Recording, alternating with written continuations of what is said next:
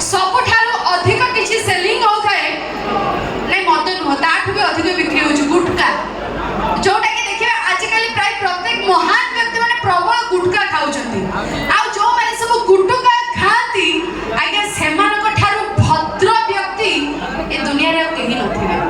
कारण से माने प्राय तो अधिकांश समय मौन थांती चुपचाप थांती साइलेंट थांती जेते बेले तांको लागे कि मो 5 टंकार गुटका ठु सामना वालार कथाटा बेसी इंपोर्टेंट सेते बेले से छेप पके कि उत्तर दियंती नहले प्राय तो अधिकांश समय चुपचाप थांती आ देखिबा के जो माने सब गुटका खाती थरे पाटी रे गुटका पड़िला परे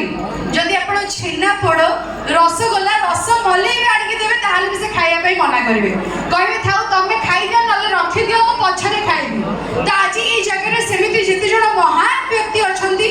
जो माने प्रबल गुटका खाती स्पेशली से मानको पई दुई लाइन सफल बाहर कमला पसंद जेते जहा अछि गुटका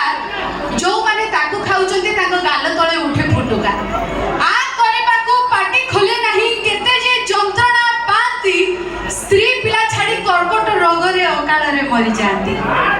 से पटे जणे भाई आ जण को देखो जदि आपण जमा खाउ नथिबे जा लागुछ आ साधा पुडी भी खाउ नथिबे महान पुरुष आपण खाली सेति के आगे देखबे जो माने प्रबल मद गंजे पान बीड़ी सिगरेट भिन्न भिन्न निशा द्रव्य सब ग्रहण करंती आ मते जहा लागे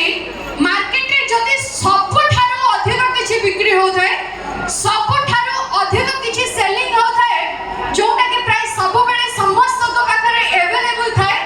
दाम रे कम गुण रे उत्तम रावल गुंडी सेबडी जण को जे बहुली प्रबल बहुली पियंती जा लागुची हां दाम को प्रबल निशा होतो अच्छा आज आसिया पाखरो बहुत जण दर्शक अनुरोध करूछथि कि मैडम मद ऊपर जो कविता थिला